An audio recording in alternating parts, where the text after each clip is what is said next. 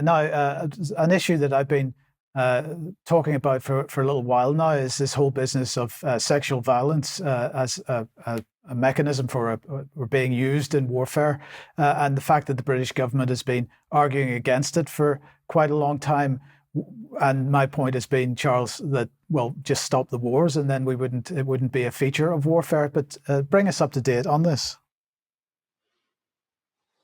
Thanks, Mike. Yeah, well, I think there's really a different or perhaps additional dimension to it, because as you say, to cite there being a problem with sexual violence as an instrument of war is overlooking the fact that war in itself is, of course, an enormous problem, especially if, bearing in mind the last segment, war is not going to be put off in the name of peace. But yeah, so as a way of sort of exemplifying how this is now weaponized against, in this case, I would say Russia. We'll look at the statement put out by Deirdre Brown in recognition of the International Day for the Elimination of Sexual Violence in Conflict, which actually took place back on the 19th of June. But this is a speech that she gave in Vienna on the 5th of July. And the text of it, I would say, points very much towards it being used as a means by which to attack Russia. So she says that they mark the International Day, they pay tribute to the victims, survivors, and those around the world who dedicate their lives to ending conflict-related sexual violence. Okay, fair enough to a point, notwithstanding Mike's caveat.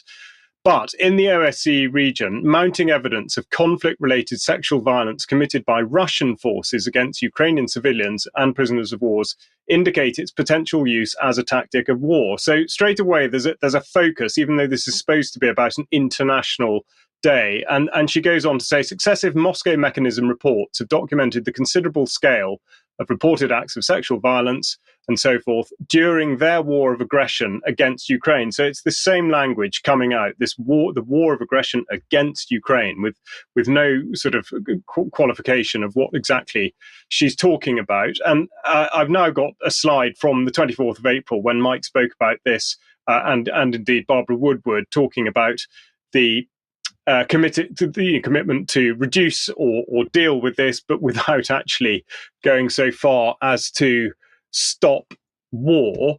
But they've referred to the Moscow mechanism by the OSCE, the Organization for Security Cooperation in Europe. So I thought we'd just have a look at that and to see how this in effect comes about. So the Moscow mechanism, established by all OSCE participating states in 1991, allows for one or more participating states to request ODIHR, which stands for the Office of Democratic Institutions and of Human Rights, to inquire of another participating state whether it would agree to invite a mission of experts to address a particular clearly defined question on its territory relating to the human dimension. Well, we'll come back to the human dimension, but of course, we have to consider, therefore, who are the participating states.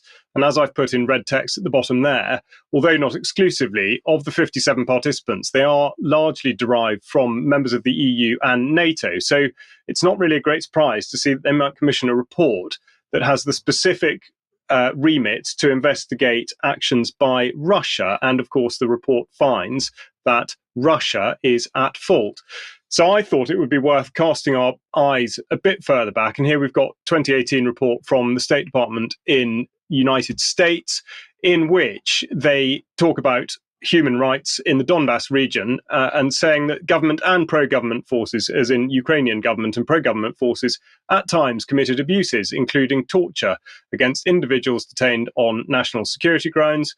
Further, they go on to say that according to NGOs, abuses included beatings, forced labor, psychological and physical torture, public humiliation, and sexual violence.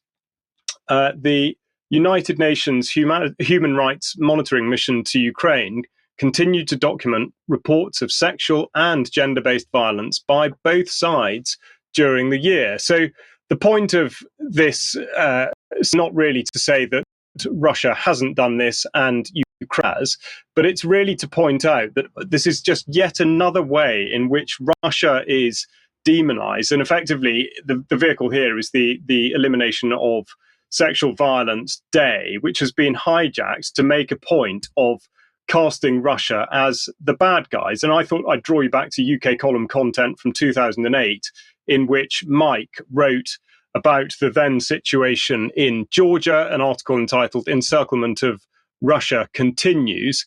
And I've just taken a quote out of this, which says, while NATO continues to inflame the situation, Russia continues its diplomatic efforts to resolve the crisis. And here we are almost 20 years on, or at least getting on for 20 years on, and nothing has changed. So we'll look again at NATO. And of course, they refer to corruption and as though it's in hand in glove with conflict, and actually with specific regard to Ukraine. This again was from a 2018 article, and they say that the impact of corruption on national security, sovereignty and independence has been well illustrated by the developments in Ukraine. And yet, of course, now we've had something of a whitewash, and it's not seen like that at all in the mainstream. But again, here we have a quote from former US President then, Joe Biden, stating in 2009 that Russia over the last decade or so has used another foreign policy weapon. It uses corruption as a tool of coercion to keep Ukraine vulnerable and dependent. So he's talking about reform with that in mind. And I think that's very pertinent. It shows how long pushing Ukraine to the fore has been part of the agenda with which to destabilize Russia. But also it gives an insight into, certainly to Mike's last segment, as to why actions of people like Viktor Orban are so well resisted. And on Monday's news, Brian showed a brief mention of the Telegraph article that said that Ukraine was to be told it's too corrupt to join NATO. So I thought we'd just go through the background to that and look at the NATO website as it was yesterday during, of course, the summit that Mike's mentioned. But in particular, relations with Ukraine and how this suits the other organizations that are part of NATO at the moment. So they say that the situation is regularly addressed through the annual national program, the ANP. NATO will be in a position to extend an invitation to Ukraine to join the alliance when allies agree and conditions are met. So effectively, it's always a sort of movable feast, and Ukraine are constantly led to believe that they will absolutely become a member of NATO, but it's not quite clear when. So specifically, they talk about reforms needing to happen relating to good governance, the fight against corruption, the rule of law, human rights, and the security and defence sector in accordance with Euro-Atlantic principles and standards.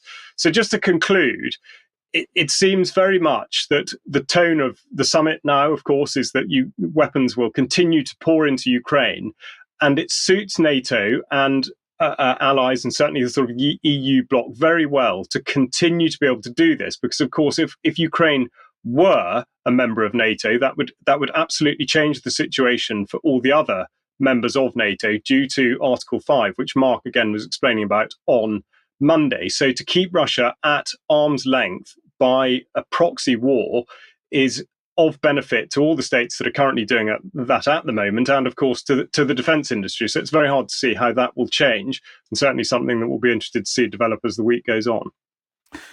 Thank you, Charles.